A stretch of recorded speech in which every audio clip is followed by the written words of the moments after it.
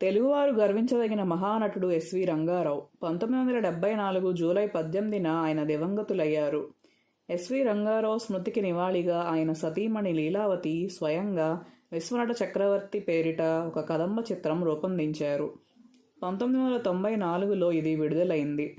SV Rangarao సినీ జీవిత విశేషాలతో కూడిన ఈ చిత్రం విజయవంతమైంది. ఎస్వి రంగారావు నటించిన 23 ప్రముఖ చిత్రాలలోని ఆకర్షణీయ క్లిప్పింగులతో కూడిన చిత్రం ఇది.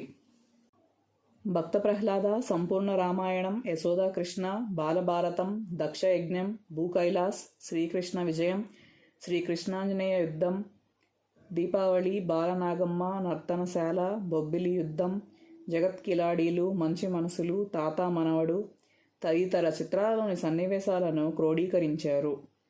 పలు సన్నివేశాలలో ఎస్వీఆర్ చిరస్మరణీయ నటన అభిమానులను మైమరపిస్తుంది.